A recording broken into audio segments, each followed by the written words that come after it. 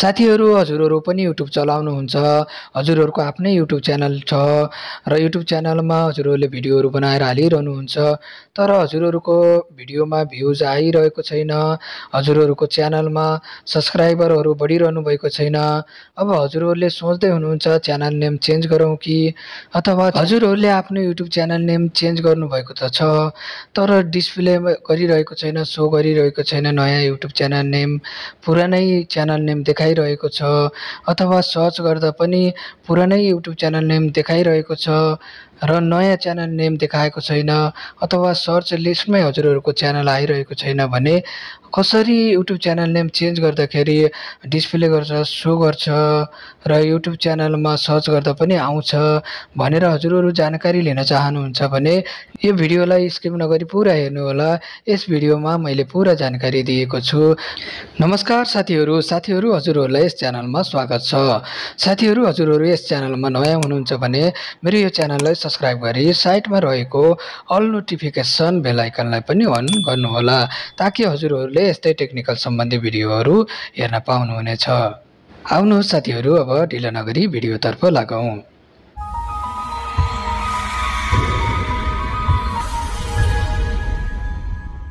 YouTube channel name change गरिसकेपछि हाम्रो YouTube च्यानलको profile खोलेर हेर्दा नयाँ नेम सो गरिरहेको छैन डिस्प्ले गरिरहेको छैन पुरानै नाम देखाइरहेको छ र पुरानै नाम सो गरिरहेको छ भने हजुरहरूले पनि त्यस्तै भइरहेको छ भने कसरी चाहिँ नयाँ नेम डिस्प्ले गर्ने कसरी नयाँ नेम देखाउने बनाउन सकिन्छ त त्यसको लागि सबैभन्दा पहिला हजुरहरू आफ्नो मोबाइलमा रहेको क्रोम ब्राउजरलाई ओपन गर्नुहोस्।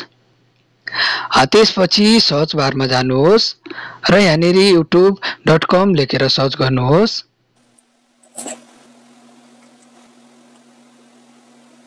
अब हाम्रो मोबाइलमा चाहिँ यस्तो इन्टरफेस आउनुपर्ने हुन्छ। यदि हजुरहरूको मोबाइलमा यस्तो इन्टरफेस आएको छैन भने आफ्नो मोबाइलको टपमा राइट साइडमा हेर्नु होला 3 डट देखाएको छ त्यसमा जानुहोस् अनि पहिला यसलाई डेस्कटप साइटमा छैन भने डेस्कटप साइटमा गरिदिनुहोस् र त्यसपछि हजुरहरूले अब यहाँनिर राइट साइडमा टपमा हेर्नु होला आफ्नो च्यानलको लोगो देखाएको छ यसमा जानुहोस्। त्यसपछि अब यहाँनिर हेर्न सक्नुहुन्छ भ्यू योर च्यानल भन्ने अप्सन हाम्रो च्यानलको नेमको ठ्याक्कै तलपट्टि देखाएको छ यसरी यसमा हजुरहरू जानुहोस्। अब यहाँनिर हेर्नुभयो भने यस्तो इन्टरफेस खुलेर आउनेछ। हजुरहरूले यहाँनिर देख्न सक्नुहुनेछ कस्टमाइज च्यानल भनेर लेखेको यो अप्सनमा जानुहोस्। कस्टमाइज च्यानलमा ओके गरिसकेपछि हाम्रो सामु चाहिँ यस्तो इन्टरफेस खुलेर आउनेछ। अब यहाँनिरबाट पनि हामीहरूले आफ्नो युट्युब च्यानल नेम ह्यान्डल यहाँबाट पनि चेन्ज गर्न सक्छौँ।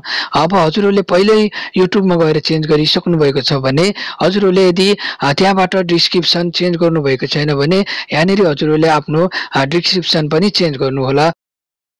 हजुरहरूले पनि डिस्क्रिप्सनमा युट्युब च्यानल नेम राख्नु भएको थियो हटाउनु भएको छैन र नयाँ नेम राख्नु भएको छैन भने यहाँ हटाएर नयाँ नेम राख्नु होला।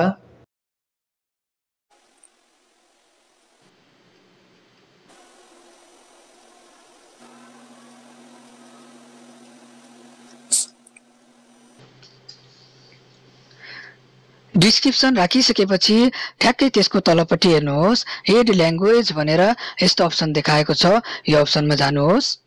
त्यसपछि यस्तो इन्टरफेस खुलेर आएको छ यहाँनिर लेखेको छ च्यानल ट्रान्सलेसन भनेर लेफ्ट साइडमा हेर्नुभयो भने ओरिजिनल ल्याङ्ग्वेज भनेर यसरी देखाएको छ र राइट साइडमा हेर्नुभयो भने ट्रान्सलेसन ल्याङ्ग्वेज भनेर देखाएको छ। अब यहाँनिर ओरिजिनल ल्याङ्ग्वेजमा हजुरहरूले इङ्ग्लिस भनेर यसरी गएर चुज गर्नुहोस्।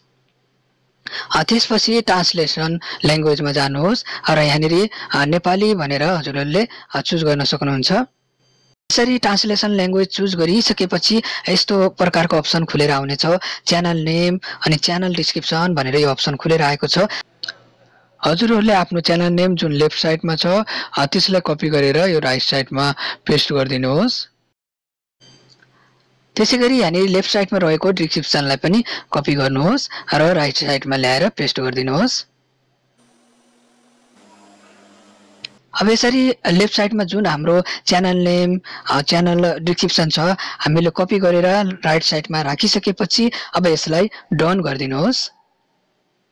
अब यहाँ राइट साइडको माथि हेर्नुहोस् पब्लिश भनेर अप्सन देखाएको छ यसमा ओके गरिदिनुहोस्। यसरी हामीहरूले पब्लिस गरिदिइसकेपछि हाम्रो जुन चेन्ज गरेको नयाँ नाम थियो पब्लिस हुनेछ र सो गर्नेछ।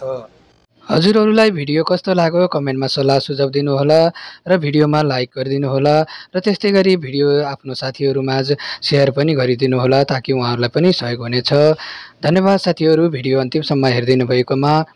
जहाँ हुनुहुन्छ व्यस्त रहनुहोस्, मस्त रहनुहोस्, स्वस्थ रहनुहोस्। अर्को भिडियोमा भेटौँला। जय नेपाल।